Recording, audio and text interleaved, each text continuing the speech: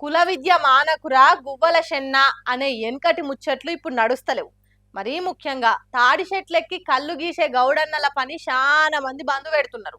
గౌడన్నల పిల్లలు చదువుకొని పట్నం బాట పట్టి సాఫ్ట్వేర్ హార్డ్వేర్ పనులు చేస్తున్నారు తప్ప తాటి చెట్లు ఎక్కుడు ఆలోచనే లేదు. అందుకే కళ్ళు గీత కార్మికులు తగ్గినరు. తాటి కళ్ళు బంగారమైంది కాబట్టే దానికి దొంగలు మోపైతుండ్రట. ఆ దొంగల బాధ తట్టుకోలేక ఓ గౌడన్న ఏం చేసిండో చూడుండ్రి. విలువైన పిరం వస్తువులు అమ్మే షాపుల్లా, వెండి బంగారం వజ్రాల వ్యాపారం చేసే దుకాన్లల్లా సీసీ కెమెరాలు పెట్టినట్టే అంత బందోబస్తు ఏర్పాటు చేసిండు కదా గౌడన్న. మరి కళ్ళు దొంగలు ఎంత తిప్పలు పెట్టిరో ఏమో, వాళ్ళతో నేగలేక ఇక ఆగం కాదలుచుకోలేదు అన్నట్టు సీసీ కెమెరా పెట్టిండి ఈ తీరు.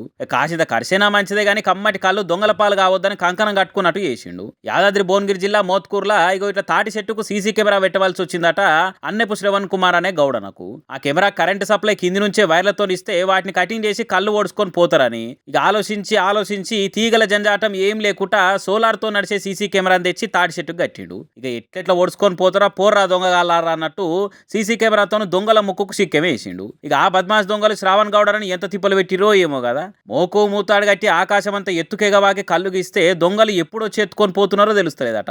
లొట్టి నిండి ఉండవలసిన కళ్ళు కాలీకుండతోని కలదప్పిపోతున్నదట. మతమతాన మాయం చేస్తున్నారట.